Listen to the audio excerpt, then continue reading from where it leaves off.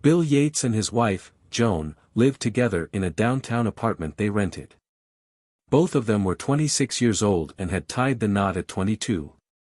Just recently, they had celebrated their 4th wedding anniversary.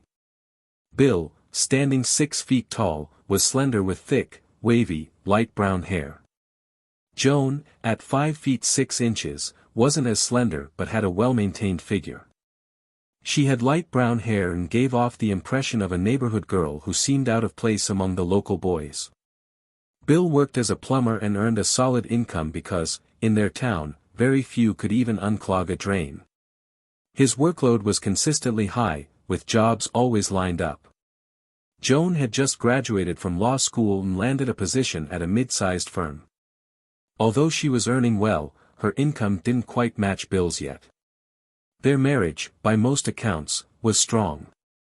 Both led busy lives but always made time for one another, both in and out of bed. Their intimate life was almost always satisfying and, on occasion, explosive. Before meeting Bill, Joan had experienced several flings, whereas Bill had more experience with women, who often seemed drawn to him. However, the moment he met Joan at a club, he became infatuated with her.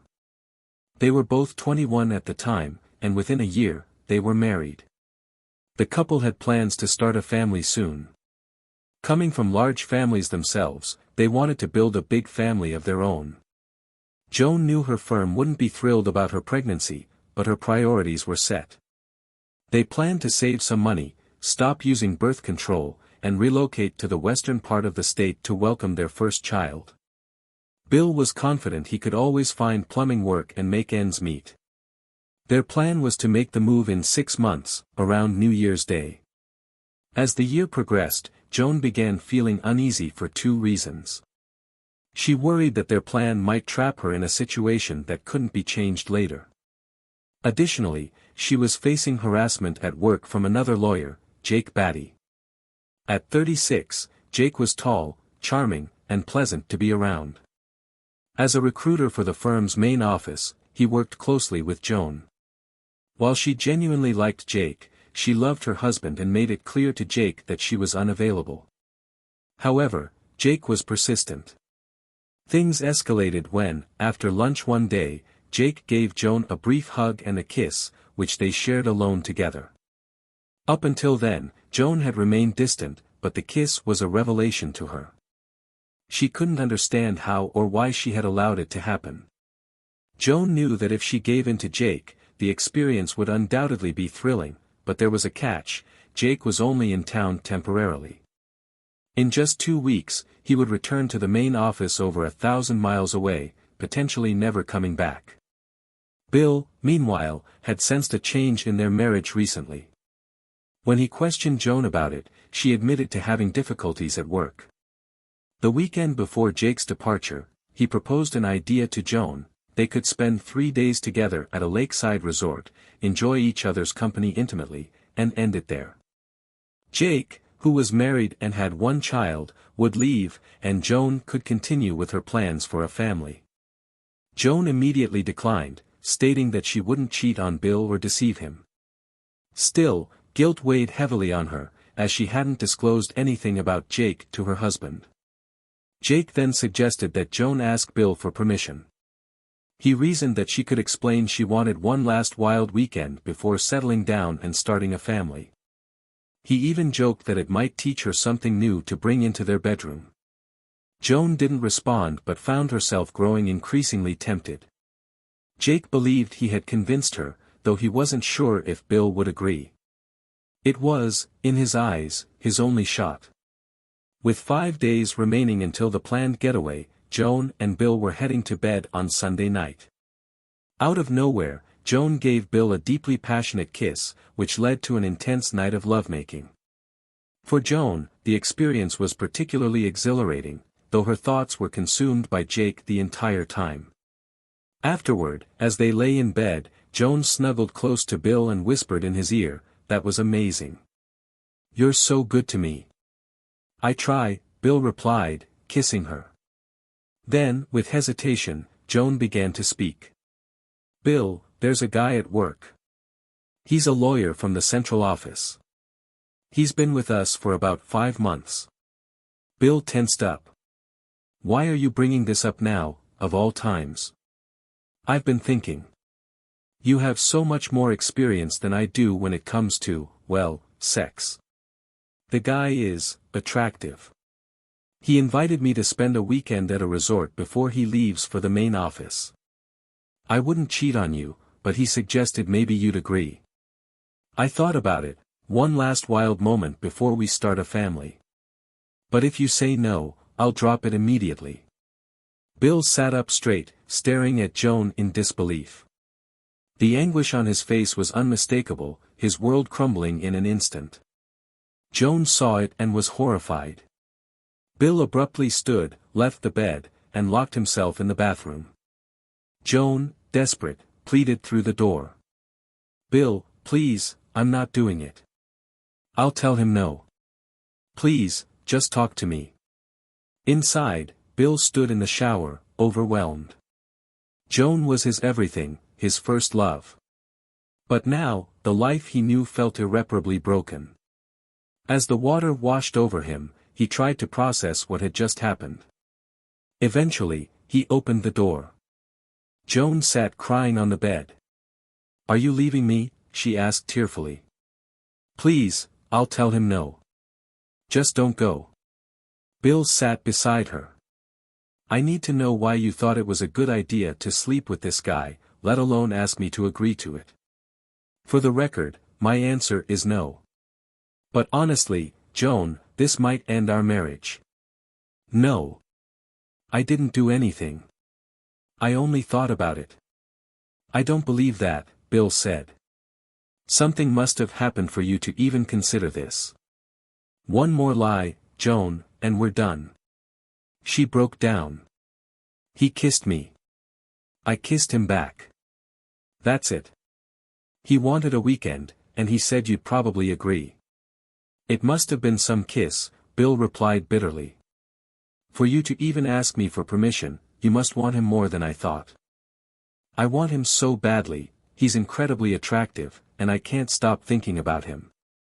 While we were just having sex, you weren't on my mind, he was. That's why I got so turned on, isn't it? I'm sorry, I'm just trying to be honest.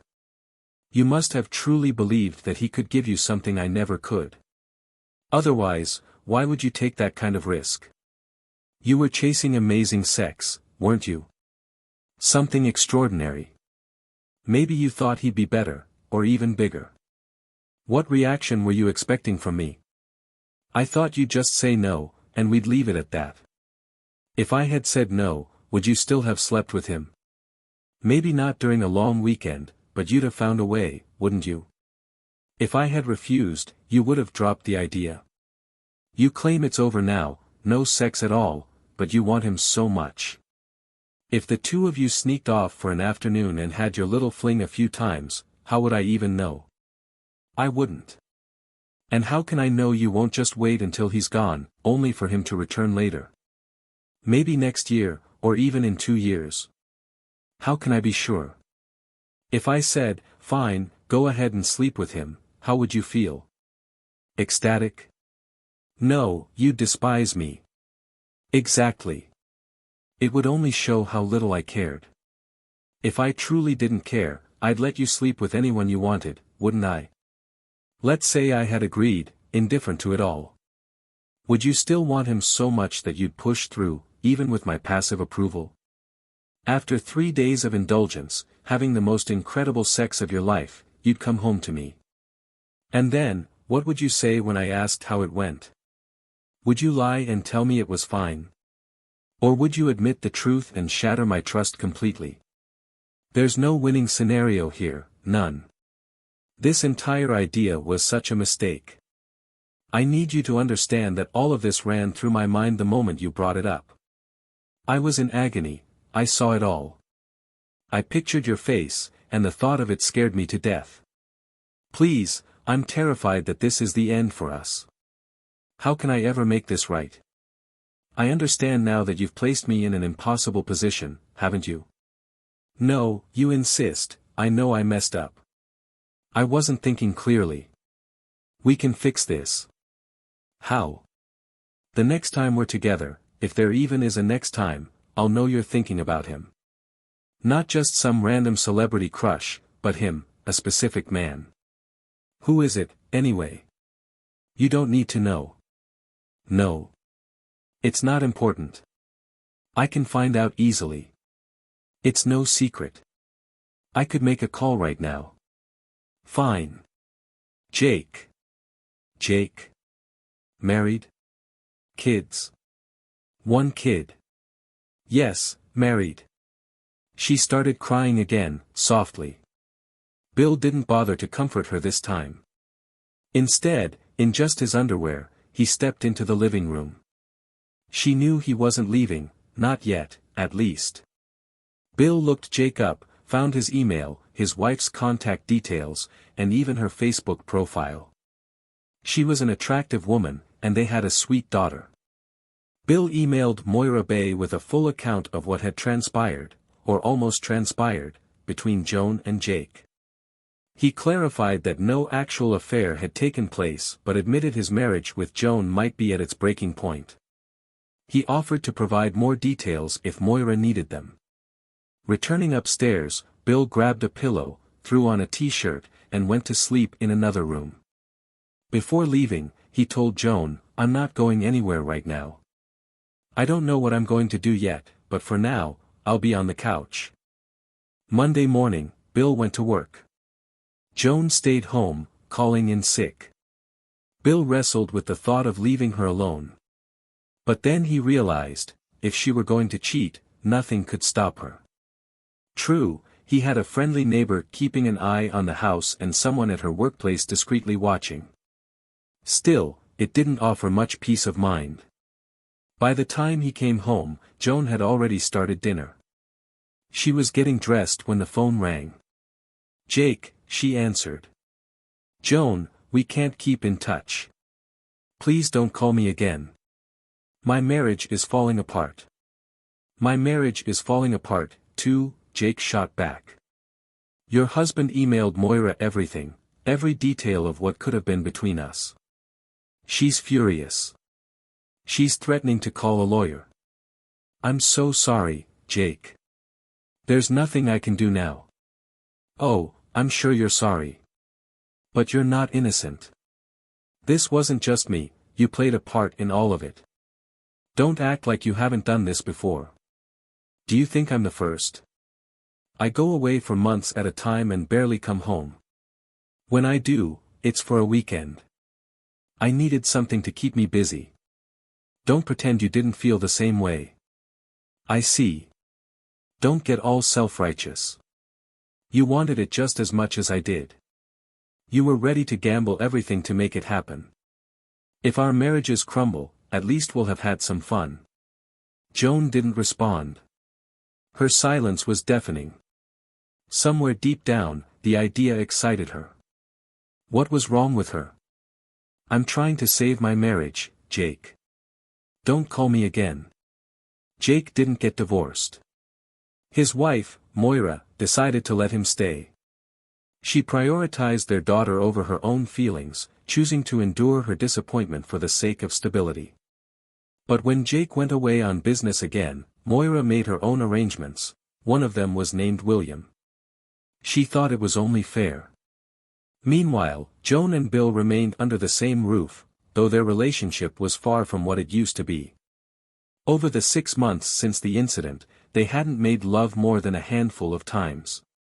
The intimacy had dwindled, replaced by a kind of physical desperation. Bill had hugged her tightly, almost crushing her in his arms, but there was no tenderness, no affection. Joan still loved Bill, but she could feel the cracks in their bond. They laughed together, shared a love of books, and found joy in little things, but the closeness that had defined their marriage was gone. She gave herself a 6-month deadline to see if things would change. She knew she had shattered Bill's perception of her. He had once idealized her, but now he saw her for who she truly was, Joan, who sometimes lusted after other men but ultimately only wanted to be with Bill. She figured that what she thought about during sex didn't really matter, as long as she stayed loyal. What more could he ask for? 2 weeks after their last intimate moment, Joan decided to confront him. She could tell he'd softened a little, still not gentle, but less rigid. "Do you still love me?" she asked. "Yes, I love you. But not the way I used to." "Maybe that's okay," she said. "I get urges, too. I notice other men. And you look at other women, like your secretary or the girl at the market." "I had a crush on one guy," Joan admitted, "but I would never, ever betray you." Bill pulled her close and kissed her softly. "The checkout girl," he said with a smirk. "She's hot. Her name is Judy. I saw her today. When we were just having sex earlier," he continued, "I was thinking about her. I'm sorry. About you, too, of course. But she turned me on." Joan playfully slapped his arm. "Well, I've got my eye on the pizza delivery guy. He's dreamy. Next time, I might just imagine it's him." Bill laughed. "I think he tenses up when you pay him for the pizza," he teased. "Oh, I'm yours," she said, groaning as he stroked her. "The pizza delivery guy doesn't stand a chance." "And neither does the checkout girl," Bill replied, pulling her close. For a moment, they lay together in quiet contentment, the past still lingering but softened by their shared affection. "I love you," Joan said. "I love you too," Bill replied, holding her tighter.